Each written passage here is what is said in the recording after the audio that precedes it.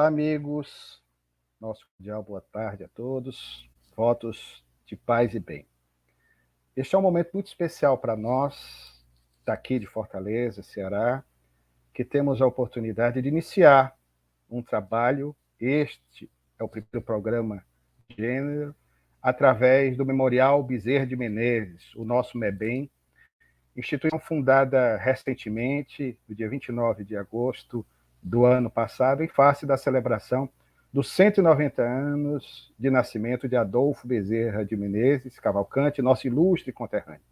Essa instituição tem, entre outros objetivos, primordialmente divulgar documentos, informações, realização de trabalhos acerca da vida de Bezerra de Menezes, como também tentar, num esforço que deveríamos conjuntamente empreender em nível nacional, uma preservação da memória histórica do nosso movimento espírita, recuperando os documentos do passado, mais recuado, como também da contemporaneidade, para que as gerações futuras, vindouras do nosso movimento, possam ter uma informação acerca do esforço de muitos companheiros que envidaram esforços inimagináveis a nós outros presentemente, para que pudéssemos estar hoje aqui falando a respeito do espiritismo, no país que é considerado o maior país espírita do planeta. Nesta nossa primeira edição, nós queríamos, primeiramente, registrar a nossa satisfação, a nossa alegria, pedindo licença para entrar nos lares dos irmãos que nos acompanham nesta live, nesses momentos ainda tão difíceis para nós, mas temos a certeza de que, ao trazermos algumas reflexões em torno da trajetória existencial de alguns companheiros que, na contemporaneidade, que nos nossos dias, têm legado, mercê de seus esforços, uma contribuição notável para a difusão do espiritismo do Brasil, nós vamos, ao final de cada programa, dizer se de fato tivemos o prazer de conhecer cada expositor, cada companheiro, cada liderança que vai participar aqui conosco dessas atividades como entrevistado. Não serão perguntas de cunho doutrinário, nada especificamente, mas serão perguntas, claro, com a cautela, porque é algo que diz respeito à intimidade de cada entrevistado,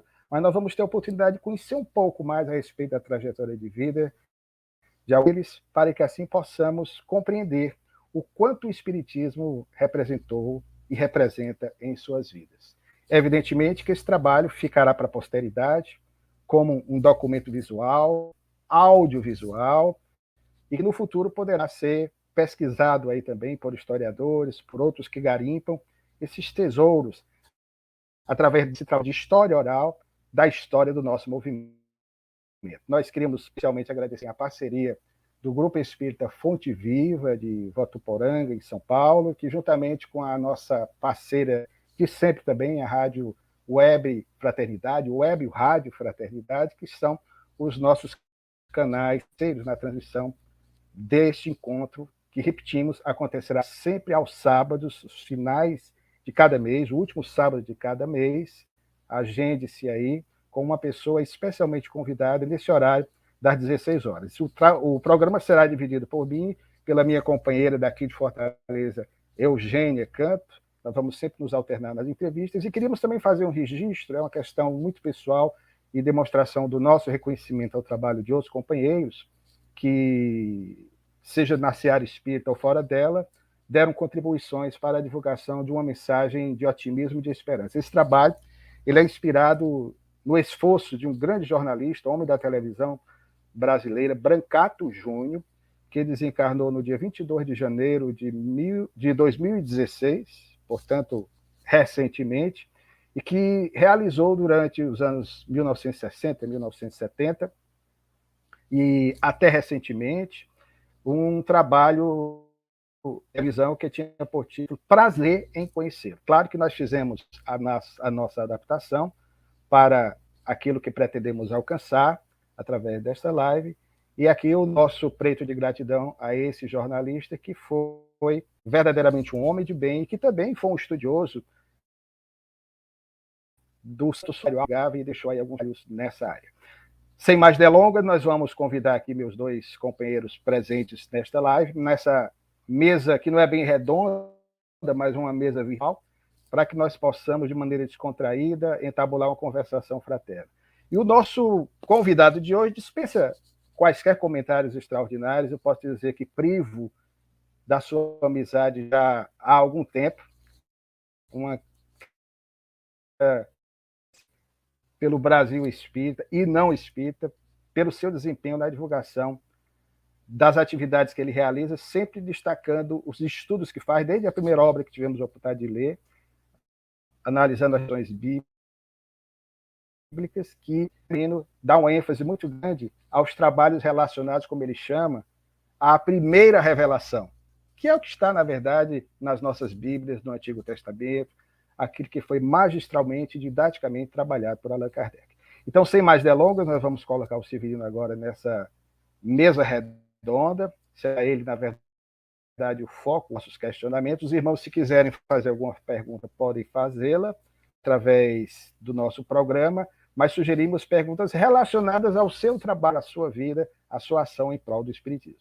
Então, fazendo a primeira pergunta, meu querido Severino, já dando as boas-vindas a você, a pergunta é a respeito da sua trajetória de vida. Se você pudesse falar rapidamente um pouco, sem constrangimento, eu sei que é difícil falar de si mesmo, mas falar do potencial da sua infância, da sua juventude, na sua vida como seminarista, até o momento em que você teve a oportunidade de conhecer.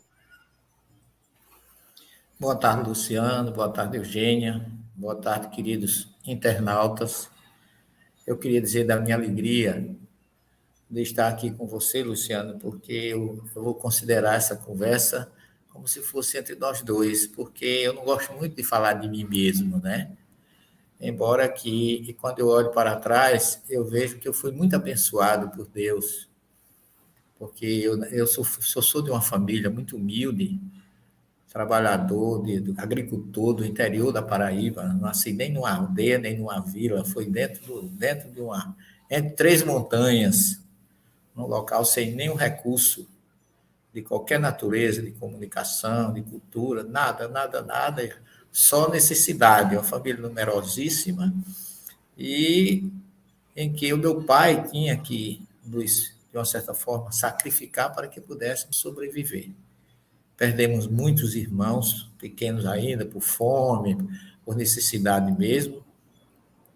E aos 5 anos de idade eu comecei a trabalhar na lavoura para sobreviver.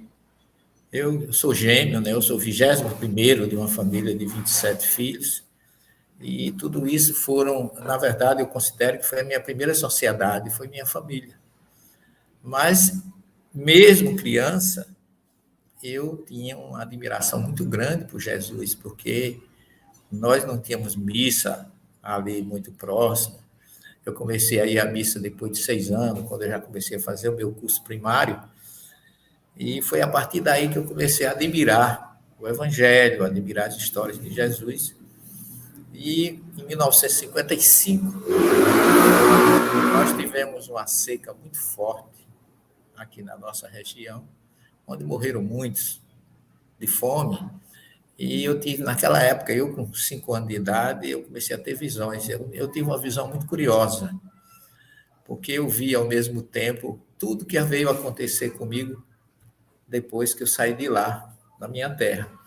porque chegou uma entidade e disse assim: eu me chamo Moisés. E eu vim, Jesus mandou tirar você daqui. Nós vamos tirar você daqui. Eu achei que eu ia morrer, porque eu via outros desencarnando naquela época, e eu fiquei meio receoso, meu Deus, eu vou morrer. Eu disse, mas vou levar você para nós darmos um passeio. E aí depois, nas obras de André Luiz, eu fui descobrir que eu levitei com aquela entidade. Mas eu levitei no futuro. É curioso isso, porque eu não conhecia absolutamente o que era um asfalto, nem uma estrada asfaltada eu não conhecia. Eu conhecia mato, veredas, me criei descalço, na capoeira, como se diz, dentro do mato. E eu conhecia aeroportos, as pistas de aeroporto cobertas com água, e depois eu fui ver que foram as minhas viagens que eu fiz pelo mundo todo até hoje.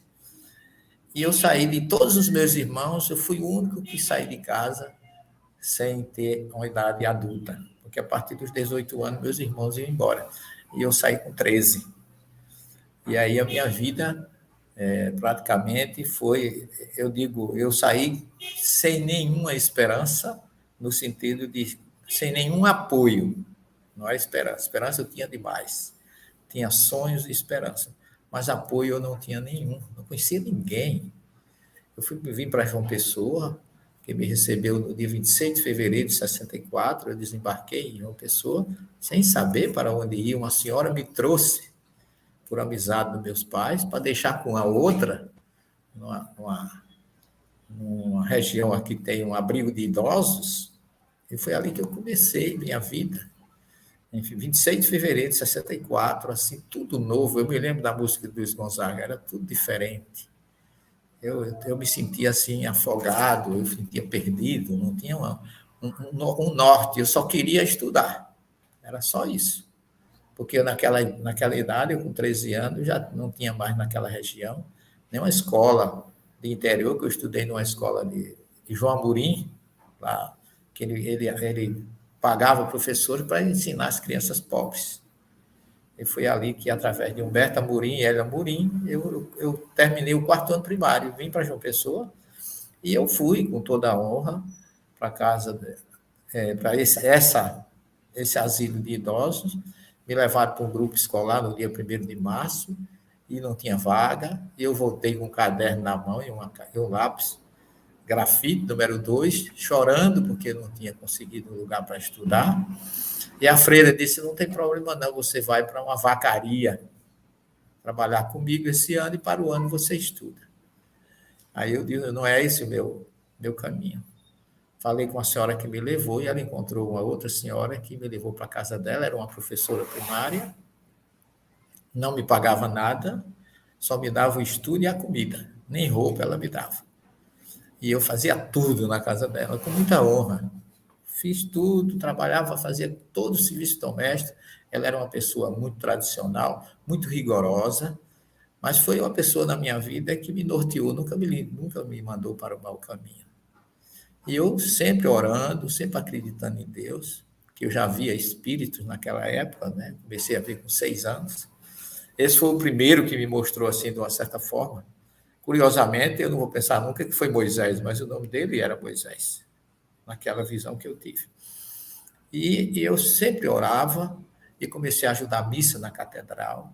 Eu conquistei muito aquela senhora que eu morava com ela, uma professora tradicional aqui em João Pessoa, Eugênia Cavalcante da Silveira. Foi a minha primeira escada na vida. Mas ela gostava do meu trabalho, na minha concepção hoje, mais do que de mim. Porque eu fazia tudo, sempre fui assim. Eu nunca corri daquilo que eu encontro. Quando eu precisava fazer o que eu não gostava, eu procurava gostar do que eu fazia. Então, eu fazia com todo desempenho. Eu botava lixo fora, eu limpava o banheiro, varria a casa, eu cozinhava, lavava prato, fazia o que fosse preciso, desde que eu estudasse.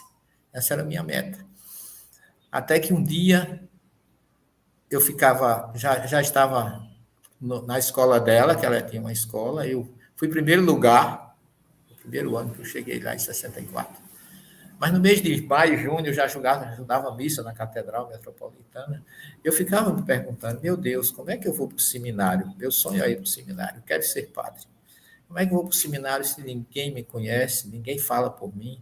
A pessoa que eu estou na casa dela não tem nenhum interesse que eu vá, porque o meu trabalho ajuda muito a ela, ela queria mais o meu trabalho do que propriamente a mim. E, de repente, chega um padre que não era o vigário da catedral no dia de semana, para celebrar a missa das 17h30, e eu ajudei a missa daquele padre, o padre afilado, de óculos. Quando terminou na sacristia, ele disse, olhou para mim e disse assim, meu filho, você quer ir para o seminário? Eu confesso, Luciano, que eu quase tinha um desmaio de alegria pela pergunta daquele padre. Ele disse assim, eu sou o vice-reitor. Eu me chamo Marcos Augusto Trindade. Eu estou vendo que você é uma criança, um menino piedoso, e eu acho que você iria bem no seminário. Esse homem foi a maior escada na minha vida.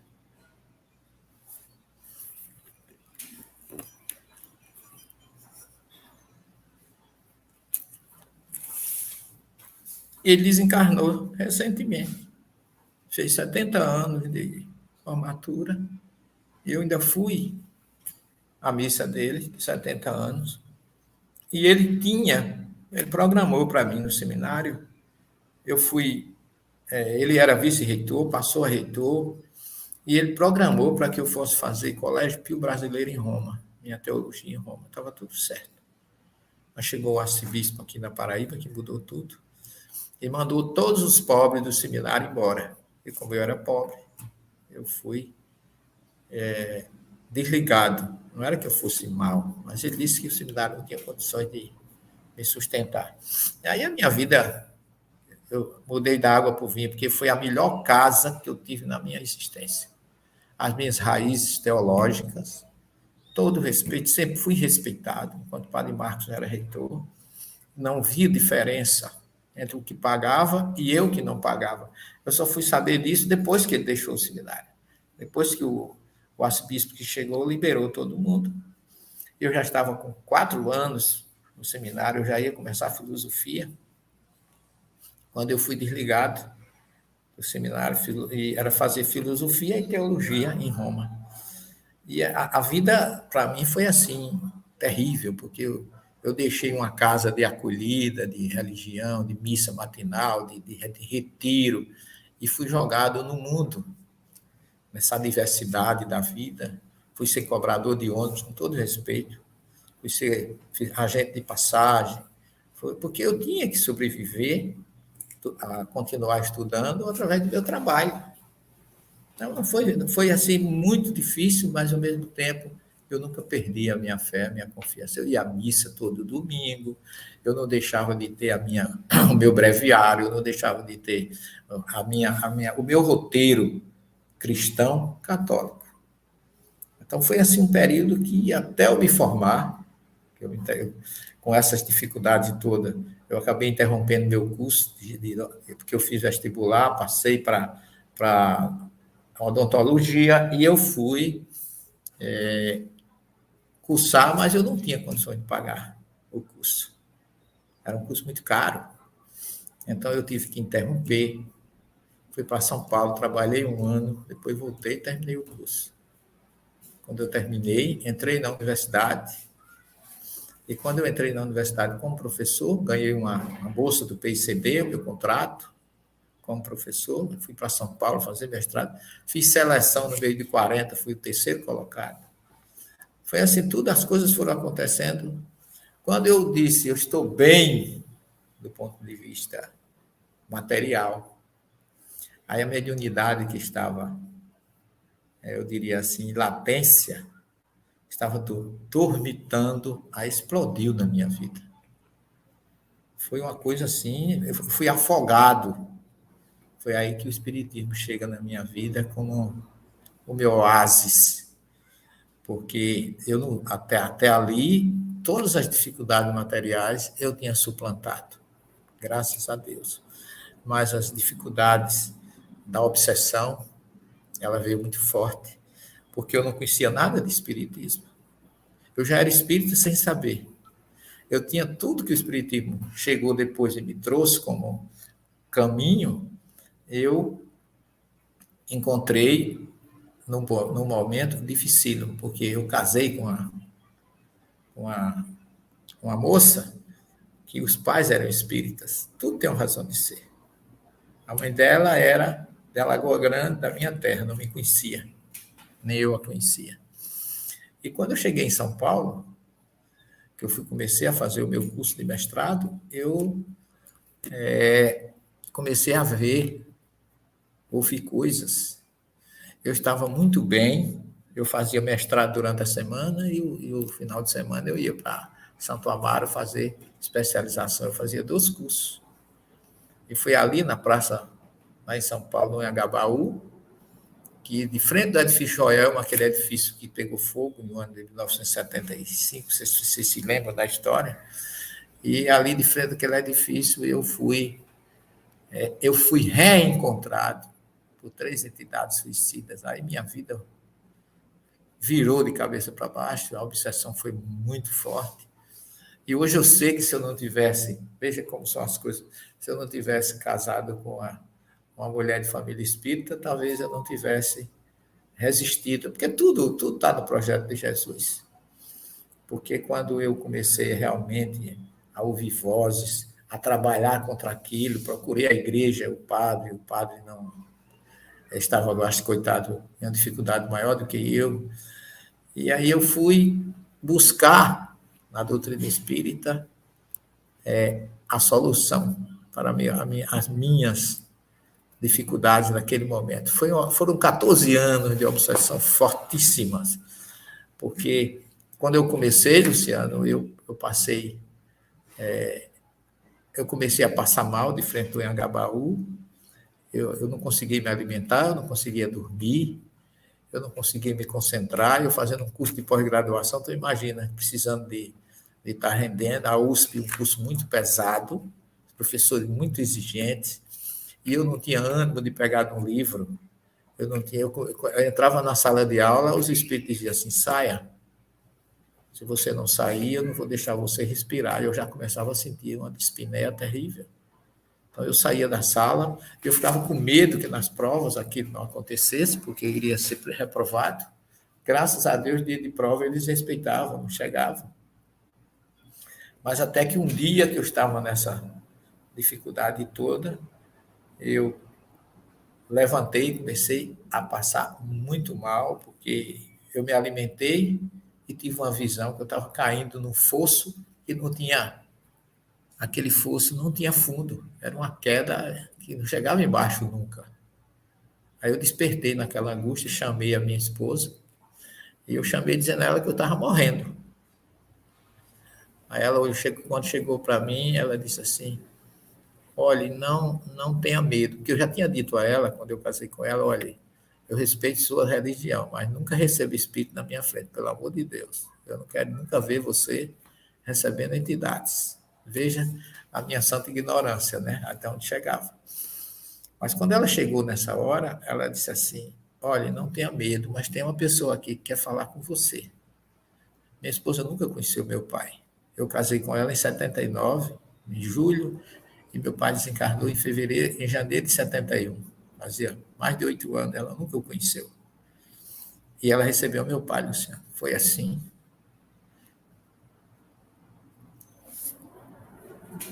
Foi um momento que eu não esqueço nunca. Porque ele disse assim, meu filho, o que está havendo com você? Pelo que ele disse, eu já sabia que era meu pai.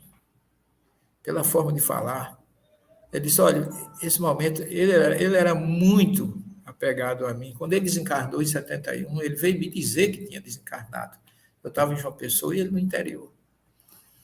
E eu fui para casa sem ter notícia nenhuma que ele tinha desencarnado. Quando cheguei lá, o caixão estava na sala. Quer dizer, meu pai tinha uma afinidade comigo muito forte. Em todos os filhos, eu não sei porquê, mas ele tinha um apego, uma sintonia muito grande comigo. Ele disse assim, olha, você não está em condições de conversar comigo, mas eu vou trazer uma psicóloga para conversar com você. e trouxe um espírito de uma psicóloga que conversou 45 minutos comigo. E o que aquele espírito me disse, eu não esqueci nunca.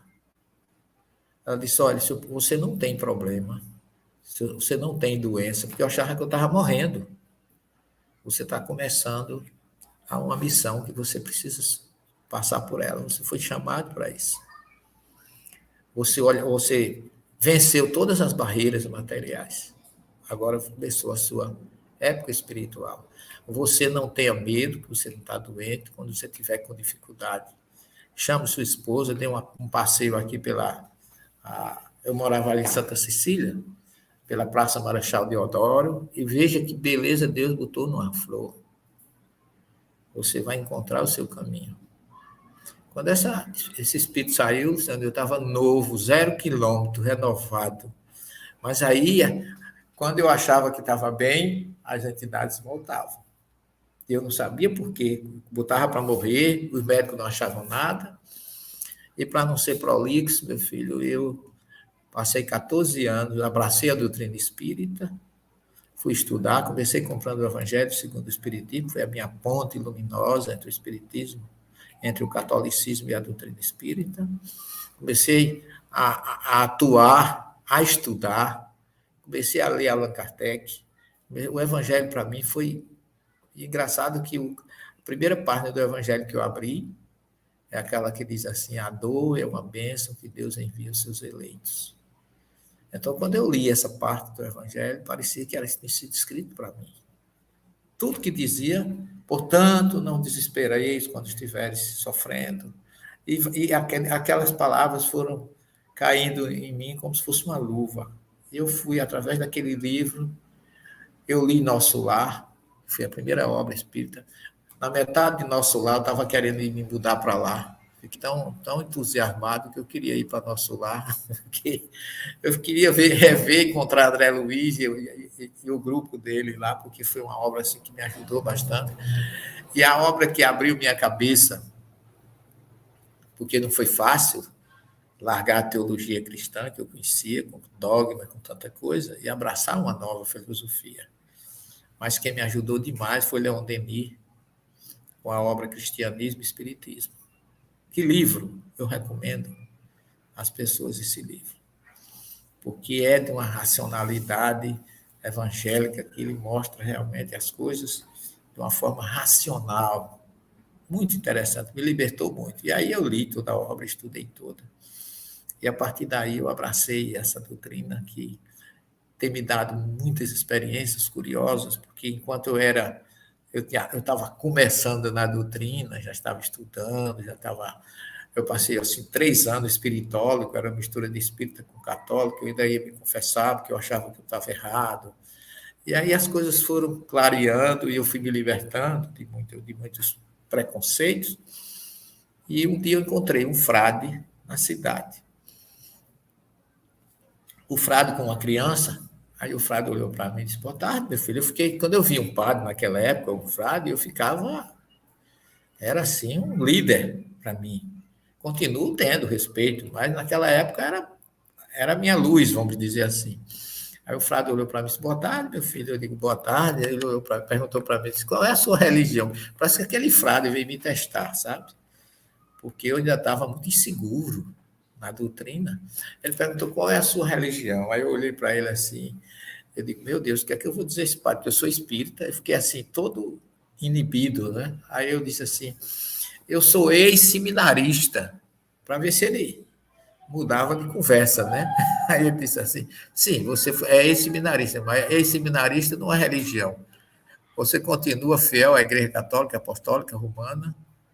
Aí eu digo, ele me fechou com a observação dele. Aí eu disse assim, eu hoje sou ex. Aí saiu, puxei assim, Luciano, como se pedisse desculpa a ele pelo que eu estava dizendo a ele, entende? Eu agora sou espírita. Ele arregalou os olhos, disse, espírita? Aí eu tive vontade de dizer assim, desculpa, mas é o que eu sou agora, né? Aí ele disse assim, parabéns, meu filho. Olhe, eu tenho uma creche aqui em Mamanguape, que só quem ajuda a minha creche são os espíritas. Que doutrina maravilhosa. avise aos seus irmãos que está chegando o Natal, minhas crianças estão precisando de sabonete, de pasta, de escova, etc, etc. E eu fiquei ligeiramente envergonhado comigo mesmo, e eu digo, nunca mais eu negarei, ou terei receio de dizer qual é a minha religião.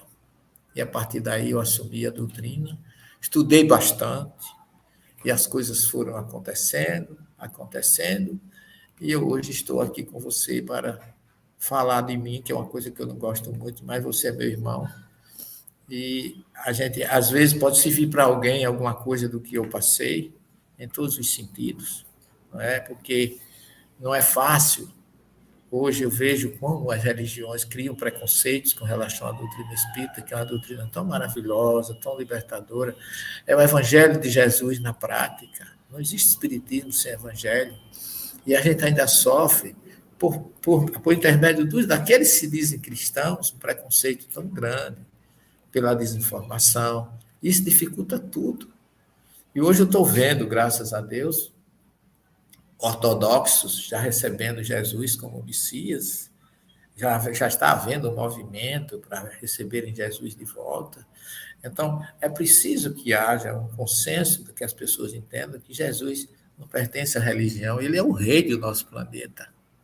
Ele é o rei solar, ele é o nosso mestre maior, e ele está aonde estiver, como diz o próprio Kardec, o Livro dos Espíritos, uma religião séria, que busca o bem, o amor, a fraternidade, aí ele está, porque esse é o roteiro que ele deixou para todos nós.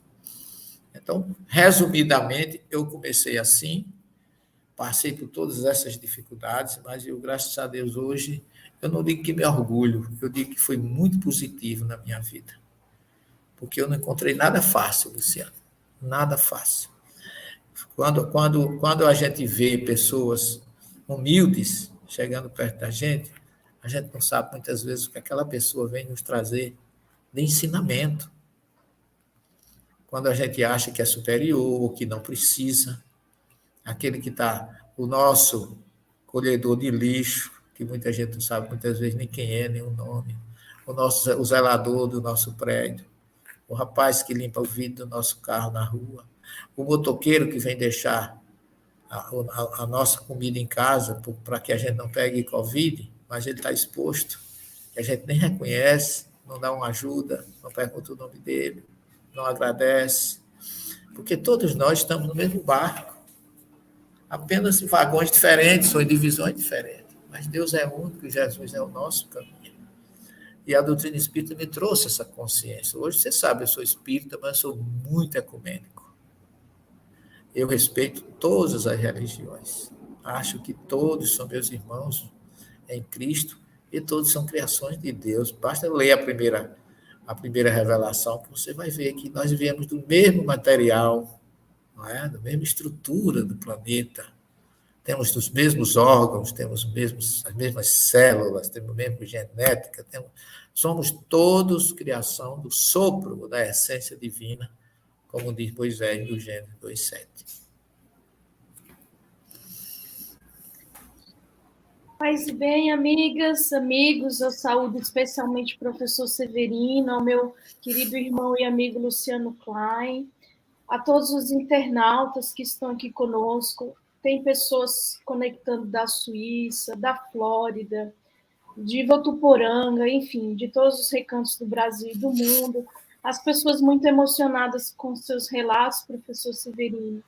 E agora eu gostaria de fazer duas perguntas, vou emendar uma na outra. A primeira delas é, qual a primeira casa espírita que o senhor se vinculou, seja como frequentador, seja como trabalhador, né? Se foi lá em São Paulo, ou se foi aí na Paraíba, e gostaria um pouco dessa experiência em relação ao centro espírita, né? E aqui projeto o comentário da querida amiga lá de Winterthur, cantão de Zurique, na Suíça, que fala: aguardem o lançamento do novo livro do professor Severino Celestino em alemão, fevereiro de 2022. Então, se o senhor puder falar um pouquinho que livro, né, foi traduzido para o alemão, e um pouco dessa experiência de levar o livro em língua alemã lá para os confrades e confreiras da Áustria, da Suíça e da Alemanha, né? Uma vez que é uma língua comum desses 3 países. Olha, a minha casa espírita em São Paulo foi curioso, porque minha esposa, ela tinha tido umas colegas de faculdade que estavam fazendo residência em São Paulo e eram espíritas. E a gente acabou se encontrando e essas amigas dela, que eu também cheguei a conhecer, eu já tinha conhecido a Cena de Vista em João Pessoa, elas acabaram se reunir em nosso apartamento em São Paulo. Todas as semanas começáramos ali a estudar o Evangelho, a estudar a doutrina espírita, e aquilo para mim foi assim, meu primeiro ensaio, mas eu creio que a espiritualidade faz as coisas muito perfeitas, porque a minha, eu chamo sogra-mãe, ou mãe-sogra, ela foi a fundadora do Núcleo de Estudos Espíritas Bom Samaritano, em João Pessoa, ela e seu esposo, José Padilha Crispim, meu sogro, e foi com eles que eu mesmo morando em São Paulo, eles começaram, nas férias eu vinha e comecei a frequentar as reuniões na casa dele, a tomar passe, a estudar, porque meu sogro era um homem que tinha uma biblioteca, ele lia muito, ele lia Pietro Baldi, ele lia todas as obras assim, concernentes, ou seja, ele era um espírita e ao mesmo tempo um grande espiritualista. Então essa casa que começou em São Paulo com as amigas da minha esposa, ela transferiu-se, quando eu terminei o meu mestrado, para o Núcleo Bom Samaritano, que a dirigente era a minha mãe-sogra. Por que eu digo mãe-sogra? Porque quando eu a conheci, quando eu fiquei noivo da minha atual esposa, da minha esposa, né, que nós estamos casados há 42 anos, vou fazer 43 esse ano, graças a Deus, eu tive uma afinidade tão grande por ela, que foi uma coisa assim surpreendente. Ela tinha 8 filhos, mas ela, depois que ela me conheceu e eu a conheci, os filhos não levavam mais ela a médico, ela não viajava mais com os filhos, viajava comigo. Nós conversávamos tudo, nós dois, sobre a espiritualidade. E foi ela a minha grande, vamos dizer assim, reveladora sobre reencarnação, a imortalidade da alma, sobre cestas básicas, porque quando eu comecei a ver o que o Espiritismo fazia, no meu preconceito, que as pessoas diziam que o Espiritismo era coisa do demônio, e eu vi as campanhas que se faziam dentro da casa, para o enxoval das crianças, para o Natal dos pobres, para as feiras, para as cestas básicas, e tudo aquilo me chamou a atenção, porque foi sendo uma espécie de desmistificação dos preconceitos que eu tinha com relação à doutrina, que eu pensava que conhecia, mas eu não conhecia nada. E aquilo eu fui descobrindo, Dona Helena me fez uma revelação que ela tinha tido um filho em 1942 que desencarnou com 6 meses, esse filho dela. E ela achava, ela suspeitava que esse filho dela tinha sido eu, que desencarnei com 6 meses, reencarnei em Alagoa Grande, na mesma terra dela, 7 anos depois, e voltei para dentro da casa dela como genro para casar com a filha dela. Isso ela tocou algumas vezes nesse assunto, mas eu não aprofundei, embora eu achasse que aquilo podia ter lógica dentro do princípio da doutrina. Só que quando ela desencarnou, eu acompanhei a entrada dela no mundo espiritual, porque a nossa casa tem um núcleo no mundo espiritual que eu faço paralelamente a todos os meus trabalhos da doutrina, eu faço muito desdobramento, trabalho de atendimento espiritual durante o meu sono. E muitos eu tenho um registro tão forte que eu tenho até vontade de escrever, se tiver oportunidade, esses trabalhos oportunamente, porque eu acho positivo as coisas que eu já vi, que eu já presenciei, que eu já auxiliei, como espírito desdobrado, porque a gente vê muito isso dos profetas, Jeremias, Ezequiel, né? O próprio João, evangelista do Apocalipse, ele foi desdobrado, ele foi levado ao espaço, como diz Emmanuel. E quando Dona Helena desencarnou, eu acompanhei a entrada dela no mundo espiritual, inclusive no nosso núcleo, aonde existe no mundo espiritual um núcleo ligado à nossa casa, o Bom Samaritano. E aí ela me confirmou que eu realmente tinha sido filho dela, que tinha saído e tinha voltado para dentro de casa. Eu, às vezes, até brinco, eu sou o primeiro caso de casamento com a irmã dispensado pela reencarnação, né? Porque através da reencarnação isso foi possível. Eu voltar para a mesma casa e casar com a minha irmã. Então, todos esses acontecimentos, Eugênia, concorreram para que eu continuasse dentro da casa. Aí eu me enganjei nos trabalhos, passei a fazer cursos, proferir curso de mediunidade, IES, DEAD, o que você imaginar, né, dirigindo. Ainda hoje eu dirijo um curso de educação de mediunidade da nossa casa. Então, eu acabei assumindo a direção da casa e hoje sou o presidente da instituição desde que meu sogro passou essa responsabilidade para mim. Nós temos uma diretoria, temos tudo, mas eu estou à frente já há bastante tempo, sendo reconduzido e estou lá.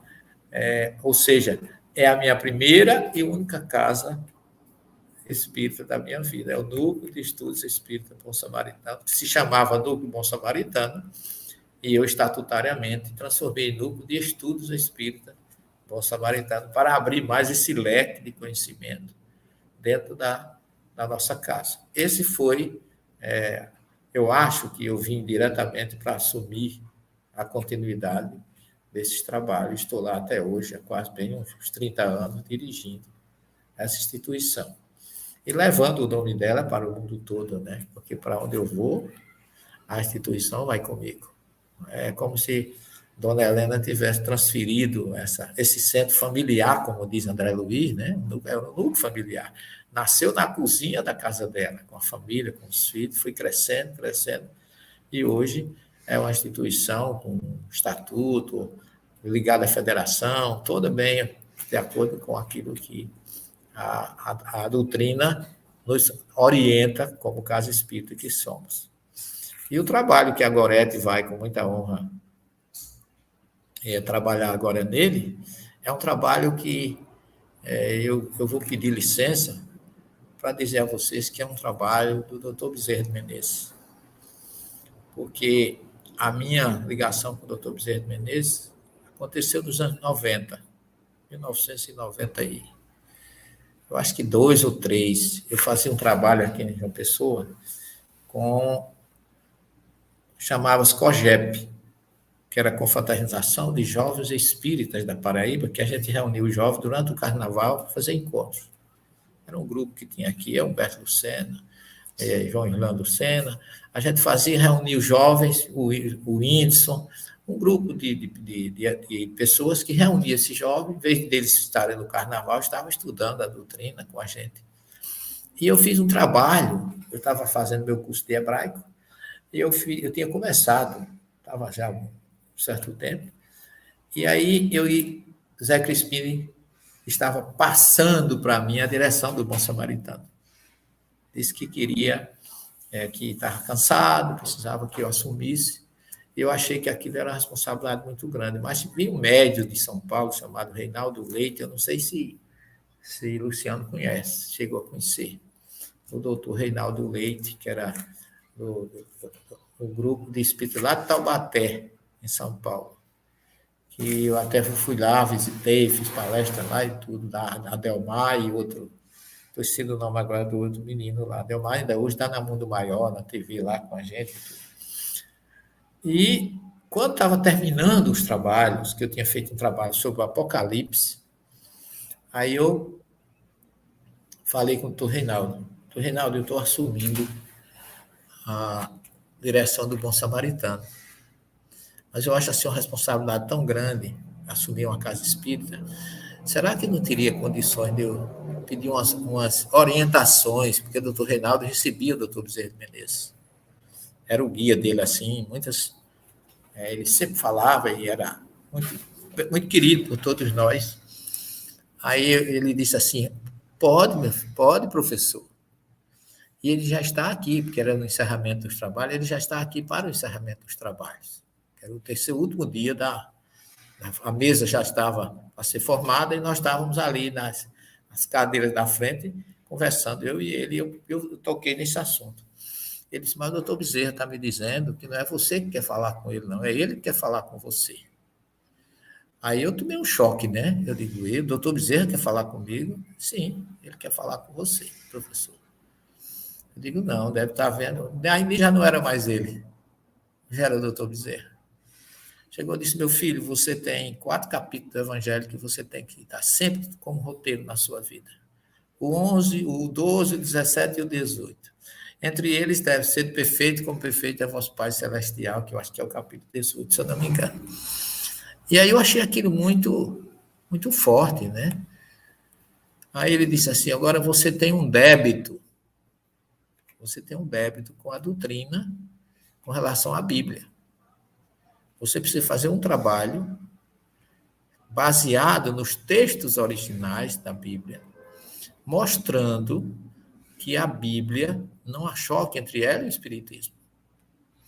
Aí eu disse, mas doutor Bezerra, eu não tenho condições de fazer isso. Ele disse, meu filho, você foi padre na Inquisição. Você não foi um inquisidor direto, mas você consentiu o processo. Você foi dos bastidores. E você tem esse débito. Eu digo, olha, aí eu mais ainda contra-argumentando, eu digo, não, o meu hebraico é muito principiante, doutor Bezerra, eu não tenho essa condição. Ele disse, você não está aprendendo, você está recordando, foi de lá que você veio. Aí cada resposta que ele me dava, me deixava ainda muito mais chocado, né? Quanto mais eu falava, mais eu me sentia comprometido com o processo.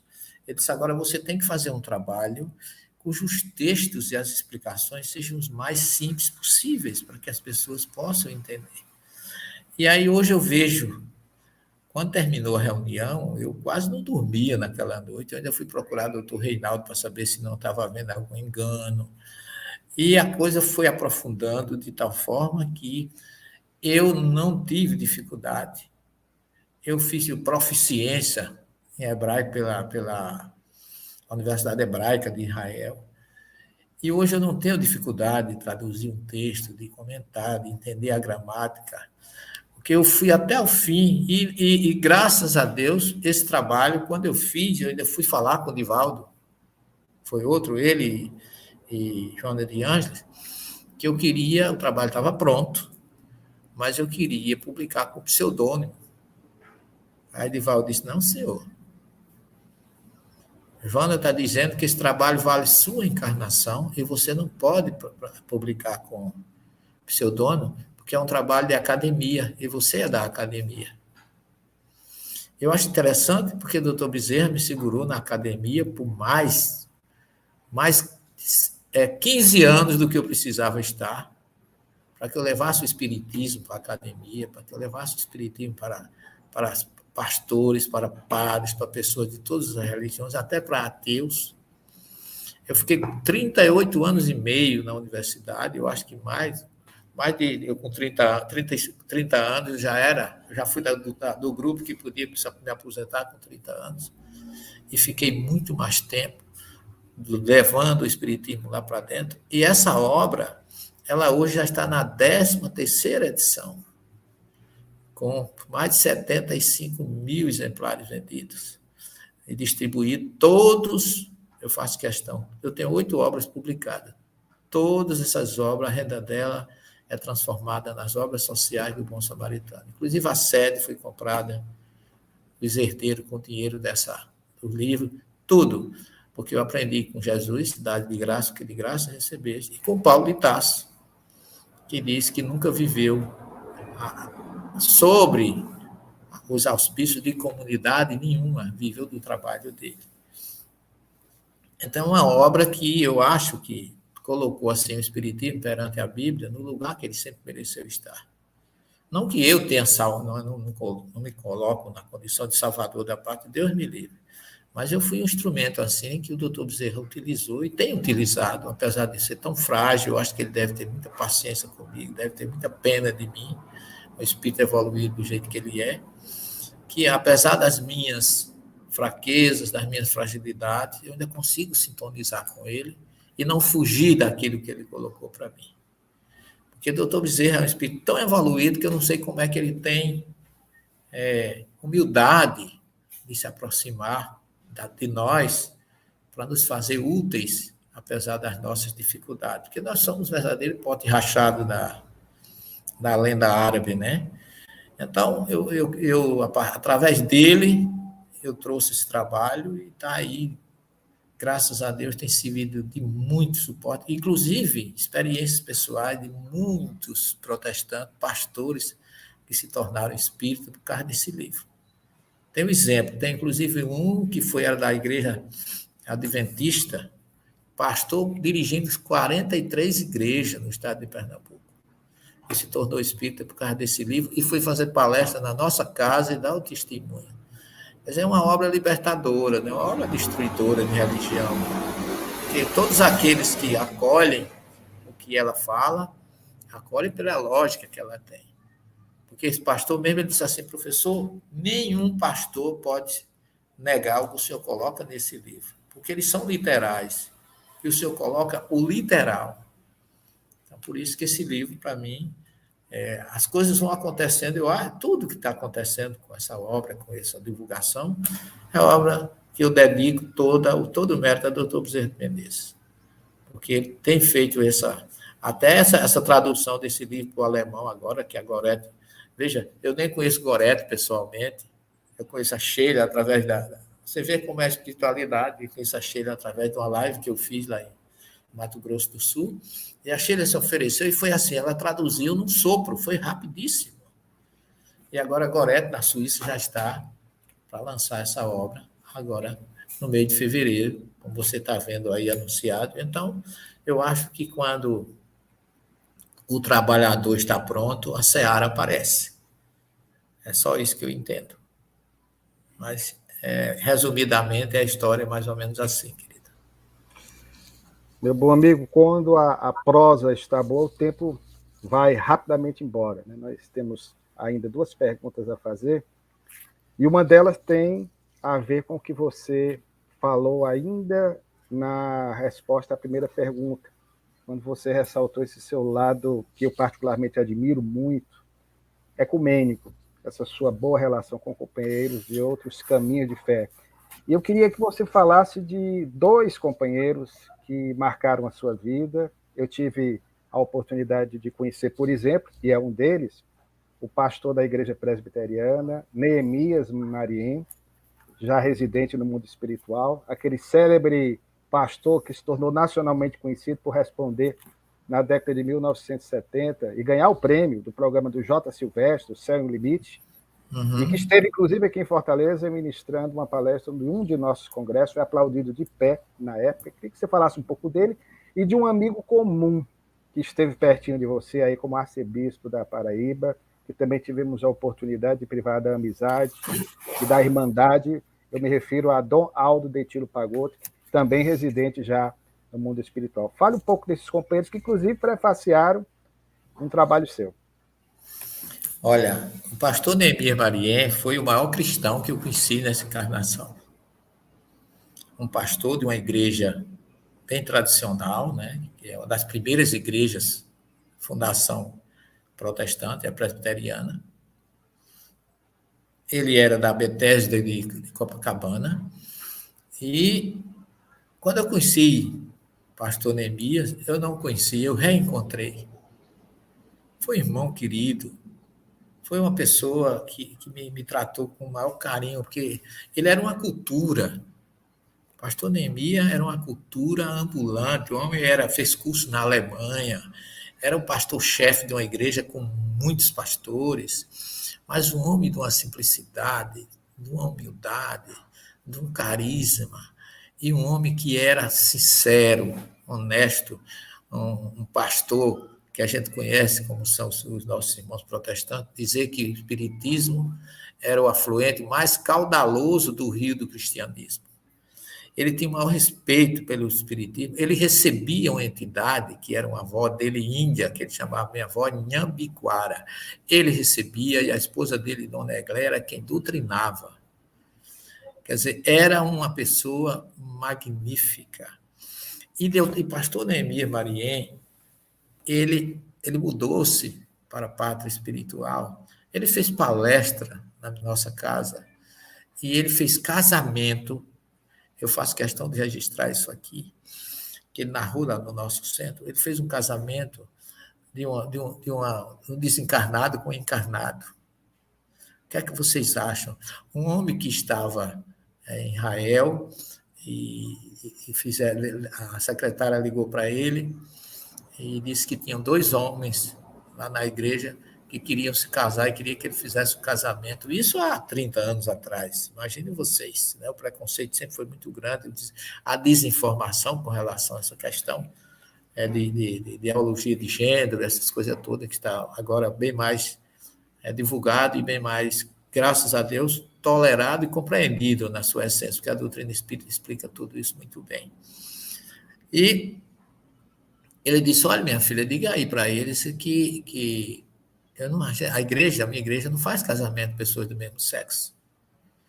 Aí ela disse, mas eles estão dizendo que se o senhor não fizer, eles vão se reunir, morarem juntos do mesmo jeito. Aí ele disse, diga a ele que casar não, mas uma bênção eu dou. E ele deu uma bênção. Isso custou muito caro para ele naquela época. Disseram que ele era homossexual, houve um movimento para botar ele para fora da igreja. Ele nunca se defendeu. Ele nunca disse, eu sei porque ele me confessou particularmente, ele nunca disse que esses 2 homens, um era pastor e o outro era padre. Mas ele nunca se defendeu justificando o que tinha feito por causa disso, de forma nenhuma. E ele chegou lá no nosso centro e contou que o presidente de um terreiro de Umbanda, né, Duque de Caxias, do Rio de Janeiro, foi procurá-lo na igreja, porque fazia toda sexta-feira no terreiro dele, chegava um antigo bicheiro daquela região, que viveu com uma jovem, que era católica, e ela queria casar com ele, e ele nunca casou e morreu. Morreu e não cumpriu o desejo daquela jovem de se casar com ele. Ele queria se casar. E toda semana ele ficava perturbando o chefe do terreiro para que ele casasse ele com a cabocla, como ele chamava, que ele ficou devendo isso, morreu e não cumpriu essa promessa de casar com ela. E foi falar com ele, já tinha procurado padres da região, outros pastores, ninguém fez aquilo. Ele disse, meu filho, eu faço, não tem problema não. Convide os padrinhos, chame a noiva, chame as pessoas, que eu vou fazer o casamento. E foi fazer lá no terreiro. Veja bem, um pastor protestante. Eu ainda pergunto, será que um presidente de casa espírita, Luciano, nós faríamos isso? Porque ele foi com Dona Eglé, só ele e ela. Diz que quando chegou lá, o pai de santo estava incorporado, vestido de branco, um lenço vermelho, um chapéu branco com aquela aba, aquela fita preta, o sapato de 2 cores, típico do bicheiro carioca. E quando ele chegou, ele estava cocorado no terreiro, levantou-se, pastor, o senhor veio? Vim, meu filho. Eu falei que viria. Fez o casamento e, curiosamente, nunca mais esse homem perturbou lá no terreiro de Umbanda. Quer dizer, era um homem dessa natureza. E ele me deu a honra de pós-faciar o primeiro livro, o Analisando as Tradições Bíblicas, tem um pós-fácil dele, onde ele diz que todas as universidades de teologia do Brasil deviam ter aquela obra no seu currículo. E disse palavras que eu não mereço, que essa obra devia se chamar o Evangelho segundo Severino. Essas coisas assim, mas não ficamos só nisso, Luciano. Eu ainda hoje me desdobro e visito o pastor Neemias no mundo espiritual. Eu fui fazer uma palestra em Colatina, Espírito Santo, lá no centro do meu querido, a convite do grande doutor Knopp, que é dentista, bucomaxilo, meu amigo lá de Colatina, e ele sempre fazia essas palestras abertas ao público. Tinha 2 pastores na palestra, eu não sabia. E eu falei abertamente das questões das traduções bíblicas, e falei que eu me senti honrado de ter desfrutado da amizade e do carinho do pastor Neemias Marien, da Igreja Betesda de Copacabana.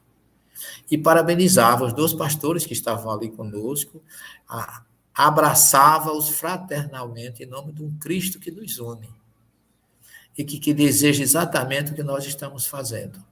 Todos unidos em nome dele, que ele que é um só pastor e um só rebanho, sempre foi o sonho dele. E quando terminou, o Vigílio, que era o dentista, chamou e disse assim, alguém quer dizer alguma coisa? Levantou-se lá o pastor Samuel, da cidade de Itueta, ele tinha viajado 90 quilômetros para assistir a nossa conferência. Eu não sabia, mas ele declarou que eu vim aqui só agradecer ao professor os elogios que ele fez a Neemias, que foi meu colega de seminário. Nós estudamos cursos juntos na faculdade. E eu gostaria, professor, que o senhor fosse fazer uma palestra lá em Itueta, na minha igreja. E pasme vocês, esse pastor Samuel era casado com uma senhora que tinha uma casa espírita em Itueta. Ela dirigia um centro espírita e ele dirigia uma igreja. Então, eu fui aprendendo com esses homens o respeito pelo diferente e o amor pelas pessoas, independente da questão religiosa. A religião é importante porque é um religar com Deus, mas atitudes fraternais, o respeito pelo diferente, o amor por aquele que muitas vezes as pessoas discriminam, é exatamente o que Jesus quer de todos nós.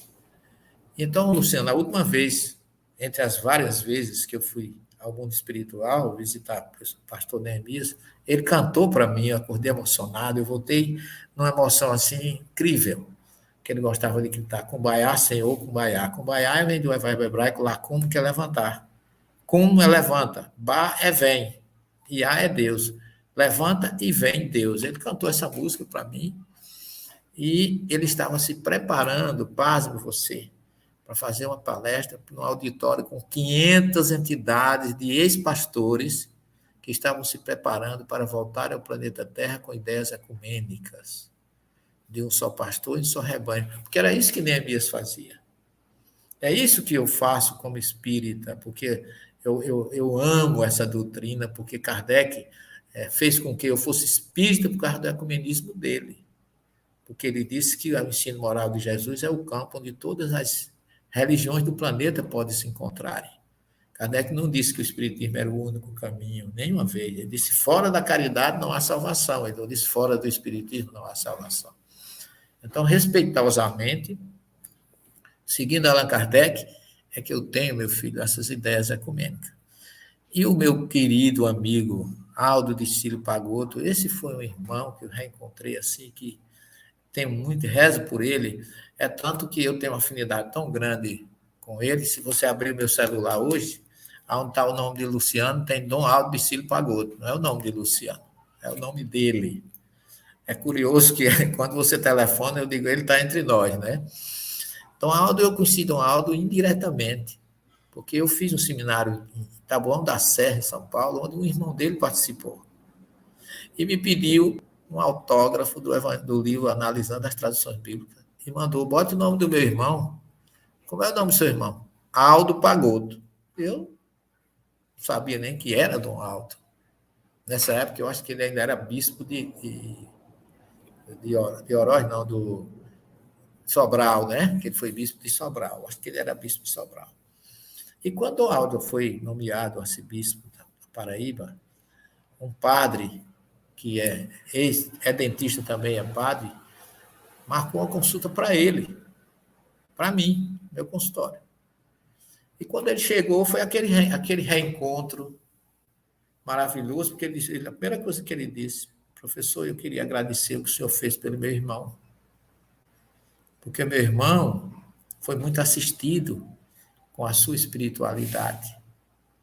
E ele já estava vendo minha mãe, aí falou assim de coisas que só quem é espírita conhece e sabe como ele respeitava a doutrina e como ele fez inúmeras palestras na nossa casa, lotava aqui em João Pessoa.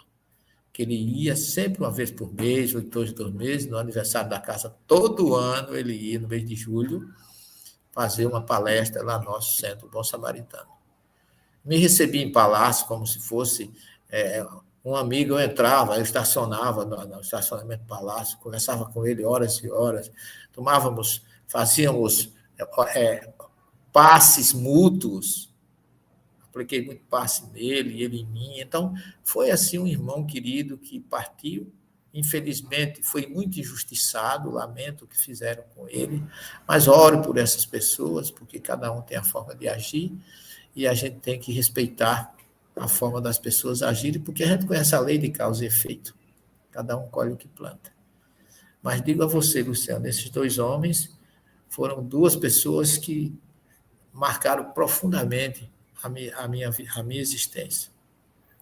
Porque Dom Aldo teve também situações que ele foi tratado pela doutrina espírita, eu gravei com ele isso nos programas meus, que ele teve problemas sérios de saúde e foi curado pelo espiritismo. Então, ele tinha um respeito muito grande pela doutrina espírita. Ele ia a qualquer casa espírita, se fosse convidado a fazer palestra. Foi um homem também que deixou lições de ecumenismo para mim. Foi ele, foi pastor Nemir Mariem, e foi o padre Danilo da cidade de Açailândia, no Maranhão, que começou tudo isso. Primeira vez que eu fui fazer um seminário lá, só tinha uma casa espírita lá, muitas casas protestantes, e a igreja, e cheio de jovem arrumando o centro, eu achando que aquele jovem era espírita. Aí eu disse para o presidente da casa: como é que você tem um grupo de jovens tão atuante e tão grande aqui? Porque eu não consigo ter um grupo de jovens, as casas têm sempre dificuldade. Ele disse: não é da do centro, não. Esses jovens são da catequese, da Igreja Católica, é o padre Danilo que manda ajudar para arrumar o centro quando tem seminários aqui. E o padre veio, assistiu minha palestra, depois pediu para tomar café comigo no dia seguinte.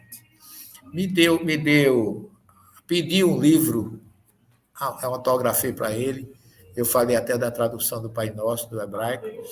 Então, esses homens foram abrindo, Luciano, minha cabeça. E no centro, e no nosso mestrado de Ciência das Religiões, aqui no nosso curso na universidade, a gente fazia e faz um encontro chamado Diversidade Religiosa. Eu, o professor Carlos André e outros, sempre fazíamos encontro de todas as religiões no final do ano, inclusive presença de ateu. Porque eu conheço, a maioria dos ateus que eu conheço são ateus, graças a Deus, têm atitudes humanas, são solidários, são afetivos, são homens de bem. Então, a gente não deve julgar, como diz o Papa Francisco, a pessoa pelo que a gente acha que ela é. Porque todo aquele que fizer a caridade estará salvo, diz o Papa Francisco, mesmo que seja ateu. Essa é uma revelação dele. Então, meu irmão, eu acho que a minha vida tem sido isso, de procurar unir as pessoas. Porque o Espiritismo me ensinou isso. Se eu não puder separar, se eu não puder unir, separar, eu não vou nunca. Eu trabalho sempre para unir. Por isso que eu aconselho as pessoas a pensarem nos outros com carinho, com afetividade. Sobretudo, nós espíritas, uns para com os outros. Pessoal aqui, professor, no chat, agradecendo muito ao senhor os testemunhos, as contribuições, as partilhas, né, que o senhor traz para todos nós, com muita simplicidade e com muita emoção. Nós vamos fazer uma última pergunta e logo em seguida, após a resposta, o senhor pode fazer as suas considerações finais, não é? Que nós precisamos encerrar às 5h30, uma vez que temos um outro compromisso nesse horário. Então, gostaríamos de perguntar as experiências que o senhor teve na Palestina, não é? Nas viagens que empreendeu à Palestina. Olha, Eugênia, eu vou dizer a você, a Luciano e aos queridos internautas. Quando eu estava no seminário, em 1964, o meu querido Padre Marcos, que eu já citei no início dessa live, ele dava aula para a gente, ele foi meu professor de religião. Foi ele quem primeiro me falou do Mar da Galileia. Acredite você que quando ele falou da Palestina, que ele falou do hebraico, e quando ele falou do Mar da Galileia, eu me emocionei de uma forma assim tão forte que eu sonhava, eu tinha um sonho que era ir àquela região. Só não sabia que eu iria receber esse presente de Deus. Eu não viajei só por Israel. Eu fiz todos os caminhos de Moisés, desde o Egito até o Sinai, até o recebimento dos 10 mandamentos. Eu fiz toda a trajetória de Moisés. Fiz toda a trajetória de Jesus, desde a manjedoura até o Gólgota. Fiz todos os caminhos de Paulo de Tarso, desde Tarso até a Via Ápia em Roma, até onde ele foi decapitado. E fiz também os caminhos de Francisco de Assis e de Maria de Nazaré, até a casinha onde ela desencarnou, lá em Éfeso, na Turquia. Então, os caminhos dessas pessoas ligadas a Jesus sempre me enternecem muito. E a primeira viagem que eu fiz a Israel foi assim, foi um reencontro. Eu não sabia por quê, mas quando eu desembarquei em Tel Aviv, era 2 horas da manhã, que o avião abriu as portas assim, eu senti um cheiro de sândalo no ar. Eu digo, meu Deus, voltei para casa. Foi assim, parecia que eu estava sonhando. Primeiro porque eu desembarquei, já comecei a praticar o meu hebraico no desembarque. Foi assim, uma bênção. E comecei a viajar, eu, minha esposa e meu filho, por dentro de Israel, alugando carro. Eu fiquei um tempo ali bem extensivo, porque eu fiquei na casa do companheiro Gádio, que revisou o meu primeiro livro, analisando as tradições bíblicas. Quem revisou o hebraico foi ele. Então, fiquei na casa do pai dele, aprendi muito. O pai dele é uma figura magnífica, como todo judeu, adora hospedar as pessoas, né? Então, eu peguei um dia o carro, saí eu, minha esposa, meu filho, e fui a Cafarnaum. Cafarnaum, para mim, é um dos locais preditos pelo profeta Isaías. É terra de Neftali e de Zebulon. O povo que andava em trevas viu uma luz. A terra de Zabulon e Naftali fica exatamente abrangendo o Mar da Galileia.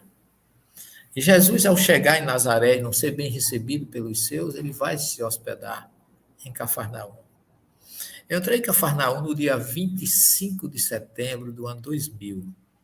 Eu, minha mulher e meu menino, meu filho mais velho, Denis. E quando eu entrei em Cafarnaum, eu fui tomado de uma grande surpresa, porque antes de eu entrar na cidade, eu comecei a procurar uma estradinha de areia que tinha ali, eu não estava vendo a estrada. Eu dizia, não, está aqui está faltando alguma coisa. Sabe quando você fica desapontado, quando você chega num local que você quer encontrar aquilo que você conhece e não acha? Foi a sensação que eu tive. Eu fiquei procurando aquela estradinha e não via. Mas vezes esqueci. Entrei em Cafarnaum, aí dei de cara com a estátua de Pedro.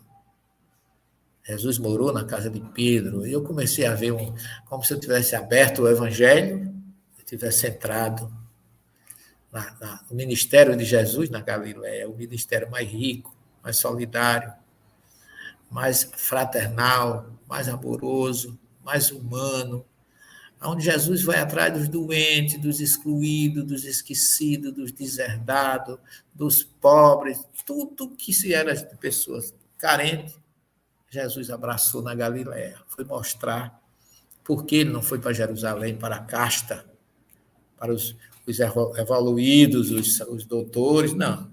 Ele foi para o meio dos doentes, convidando um publicano que era Mateus. E aquele resumo espiritual na minha cabeça foi assim, eu me senti abrindo o Evangelho. Aí eu chego na casa de Pedro, eu entro na ruína da casa de Pedro, e aí eu entreguei a máquina para a minha esposa e a filmadora para Denis, meu filho mais velho, e fiquei a meditar, ouvindo o Mar da Galileia, porque a casa de Pedro estava realmente na beira do mar, era uma casa grande. E aquilo ali tudo me soava uma coisa muito familiar. E eu comecei me aproximando, me lembrei da história do paralítico, que puseram por cima da casa, e aquilo foi, sabe, Luciano, vai juntando aquela série de informações que juntam e comida. Quando chega no momento, eu entrei numa propriedade, numa faculdade mediúnica, que eu não sabia que eu também tinha, que é um retorno. Eu voltei do tempo. E eu vi Cafarnaum como se fosse há 2000 anos, pessoas indo, vindo, um movimento intenso. Aí eu via na minha cabeça como se eu estivesse vendo a loja de Zebedeu, eu via pessoas com cesta nas costas, mas todos a caráter rigoroso, de bem vestido à forma de galileus daquela época. E eu fiquei, me deu uma alegria e, ao mesmo tempo, uma tristeza. Porque naquele momento eu olho para a entrada de Cafarnaum, aí eu vejo um grupo acompanhando o cidadão de costas, mas que com toda a indumentária eu não vi o rosto. Era Jesus. Olha, eu fiquei, me deu aquela sensação de que alguém que marcou uma grande excursão e perdeu o trem, ou chegou atrasado, todo mundo foi embora, ele ficou sozinho. Uma sensação assim, que eu senti a quentura das lágrimas descendo no meu rosto. O calor das lágrimas. Mas foi um momento assim que eu não consigo esquecer. E eu tenho uma entidade que me acompanha, que ela sempre me prepara para esses momentos, e ela disse assim, nunca é tarde para recomeçar. E eu entendi realmente o que ela disse. Eu hoje, quando vou a Galiléia, que eu subo para Cesareia de Filipe, que é a Alta Galiléia, eu fico procurando naquela estrada que sobe para o Monte Hermon, cadeia do Hermon, eu fico procurando um lugar que eu identifique, porque eu tenho certeza que foi ali que eu vivi. Foi uma das revelações assim, mais fortes que eu tive em Israel. A Galiléia é assim, o berço da minha espiritualidade com Jesus.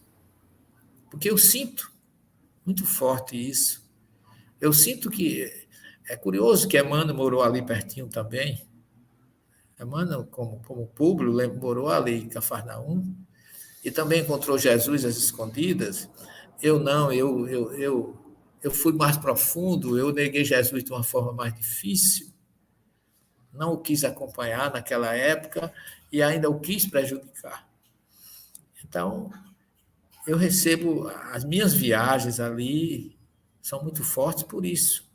Quando eu voltei a primeira vez, em 2009, com um grupo, aí agora com 90 pessoas, eu fiz um evangelho ali, na frente da casa de Pedro. E eu subi numa cerca que tem, a revelia, não sei como o guarda não me censurou, não mandou descer, porque tinha 90 pessoas, não estavam me vendo, nem me ouvindo, e eu subi naquela cerca que fica em volta da casa de Pedro. E, para mim, eu estava dizendo para Jesus, olha, Senhor, eu estou trazendo esse povo para você. Eu hoje estou conseguindo trazer mais gente para um reencontro contigo. E, curiosamente, depois de eu ter pensado ou sentido tendo essa sensação, uma senhora do Rio de Janeiro veio falar comigo, disse, professor, eu queria agradecer o senhor, que é a primeira pessoa que me faz sentir mais próximo de Jesus.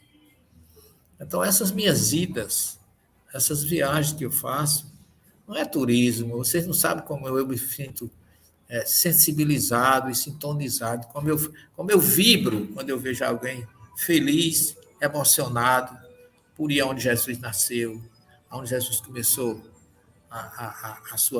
seu ministério, subir o monte das Beatitudes, ficar olhando o mar da Galiléia e revendo as belíssimas revelações e palavras que Jesus deixou ali há 2000 anos atrás. Então, é uma experiência que só pode descrever em essência. Eu acho que é uma experiência mais para sentir do que para descrever.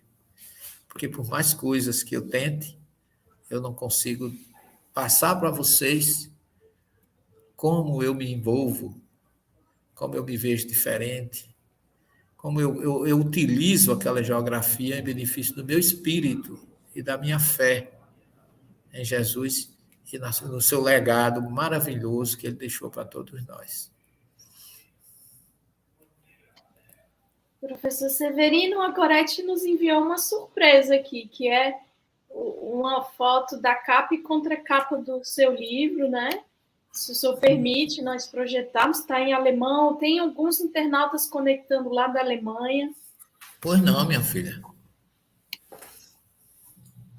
Aí está, Analyse der Bibelübersetzungen, análise das traduções bíblicas, pela editora Licht Verlag, né? Editora Luz e Ideia. E aqui tem essas fotos de Jerônimo, esse que está aqui ao meu lado, é lá em Belém. Isso é extraído do quarto onde Jerônimo viveu, traduzindo a Vulgata. E tem aqui Jerônimo em latim. de Praga, nossa, que lindo. Jerônimo. Não, Jerônimo de Praga não, Jerônimo São Jerônimo, né? São Jerônimo, aquele que foi a mão do Papa Damaso, o tradutor da Vulgata, da Bíblia do hebraico e grego para o latim. Certo. Qual foi o século, essa tradução? Essa está 386 da nossa era, século IV, né? Século IV, muito bem. Eu fui lá para 1300 alguma coisa com Jerônimo de Praga, que é outro Jerônimo, né? Não, ele é 386, o ano que ele recebeu do Papa Damaso a solicitação de... Está muito boa a capa, é contra capa. Muito boa. Diga agora que ela tem muito bom gosto, está bem organizada, está bonita e bem sugestivo, né? Uhum. Né? Nós agradecemos a Gorete que nos mandou essa foto, né, de capa e contra capa. Agradecemos naturalmente o senhor, né? Vou colocar aqui. Luciano, a internet deu uma caída, mas ele já está de volta. Estou vendo, sim. São as boas chuvas, né? Eu acho que estão interferindo aqui nas nuvens reais que, de repente, nos desconectaram. Mas, meu bom amigo Severino Celestino da Silva, chegamos ao final dessa primeira atividade do Memorial Bezerra de Menezes. Você sabe, meu bom amigo, do quanto eu o admiro, e perdão por dizer publicamente, mas é sempre bom nós revelarmos isso aos outros, o quanto eu o amo, por tudo quanto você representa na vida de muitos cearenses, de muitas pessoas pelo Brasil e pelo mundo, pela sua espontaneidade, a sua simplicidade, a sua emotividade, a sua maneira sempre cordial, afetuosa de ser. E o movimento espírita precisa muito de ações de companheiros como você. Peço sensibilizado também 1000 vezes perdão pelo constrangimento das perguntas feitas. Eu acho que você nunca respondeu a perguntas dessa natureza. Nós sabemos que são pessoais, mas aí é à disposição do historiador, embora a Eugênia seja matemática, eu sou da área da história, mas eu sempre tenho feito aqui a cabeça da Eugênia para ela fazer também alguns trabalhos na área da pesquisa, resgatando aí alguns companheiros do passado. Ela está devendo para mim um resgate da biografia de Zilda Gama, isso eu vou cobrar até o final da existência, ela vai publicar um trabalho. E, meu querido, eu queria lhe agradecer e dizer que durante essa 1h30 em que juntos estivemos, você ficou livre para responder do seu jeito, com a sua emoção, as perguntas formuladas nesse programa de estreia, que escolhemos a dedo você, repetimos, pelo muito quanto você representa na minha e nas nossas vidas. Aqui nós aprendemos muitas coisas que eu mesmo nunca tinha ouvido falar a respeito das dificuldades existenciais, na fase inicial da sua vida, o afloramento da sua mediunidade, as dificuldades que você teve para compreendê-la até um certo momento da sua vida, a importância do Dr. Bezerra de Menezes, resgatando também o nome de um companheiro muito gentil, Reinaldo Leite, já residente no mundo espiritual. Hoje, lamentavelmente, tenho esquecido do movimento espírita atual. Você pode falar igualmente do seu vínculo afetivo com homens que pensavam além dos limites da sua fé, homens que tinham esse espírito ecumênico como você tem, nossos saudosos Neemias Mariem e, particularmente, também nosso irmão comum, Aldo Tetilo Pagotto. Nós conhecemos um pouco da importância até de Divaldo Franco, na sua vida, pelos conselhos que, por intermédio dele, você recebeu de Joana de Anjos. Enfim, querido, nós podemos hoje compreender um pouco mais, inclusive, dessa faceta mediúnica do Severino Celestino, nem sempre divulgado nas suas preleções pelo Brasil afora. E acredito que, finalizando esse programa, já que o título proposto é exatamente este, creio que tanto eu, Eugênia, e aqueles que nos ouvem, poderemos dizer que tivemos um imenso prazer em conhecê-lo. Que Deus o abençoe e continue a iluminar os seus caminhos. Paz e bem, meu irmão. Fazer reviver um passado da minha vida que eu não me envergonho. Pelo contrário, eu tenho muita gratidão a Deus por ter passado por tudo isso. Porque aonde eu cheguei foi com testes, com testemunho de todas as naturezas. E graças a Deus, nunca estive só. Isso é que é bom, né? Deus sempre coloca pessoas no nosso caminho, por onde eu passo, pessoas como você, pessoas como Eugênia, pessoas como Dom Aldo, Mir, Mariene, Divaldo, que ainda hoje eu chamei ele de meu professor, meu mestre, porque ele sempre tem uma luz na nossa vida. Ele com Joana tem trazido assim, é um bandeirante, né? Um exemplo para todos nós. E a minha família, a minha querida esposa, porque ela foi o instrumento mais forte de tudo isso, né? Eu acho que ela foi o elo mais que eu diria assim, que mais pressionou, digamos assim, ou deu suporte a essa minha transição de católico para espírita, porque além de ser a minha esposa, a mãe de meus filhos, ela ainda me deixou esse legado religioso assim maravilhoso. E, curiosamente, Deus permitiu que, por uma dispensa da reencarnação, eu voltasse para dentro da casa da minha mãe e casasse com a minha irmã caçula. Né? Então, até isso a espiritualidade nos concedeu. Obrigado a você, a Eugênia, pelo carinho. Foi muito bom estar com você. Eu não sou muito exemplo para muita gente, mas às vezes a história da gente pode. Né? Uma coisa eu sei que eu gostaria de dizer só o seguinte: né? Na minha época foi dificílimo eu estudar às minhas custas, digamos assim. Né? E hoje eu acho que só não estuda quem não quer. Quem quiser hoje se formar, não faltará oportunidade. Eu acho que é o grande legado, porque foi a coisa mais difícil para mim, foi estudar. Porque era como aquela música de Gonzaguinha, era um lado carente dizendo que sim, essa vida é minha vida dizendo que não, e eu venci o lado carente e o lado que dizia não. Venci os dois, graças a Deus. Que Jesus abençoe vocês, muitíssimo obrigado, e até uma próxima oportunidade. Jesus em nossas vidas sempre. Muita paz.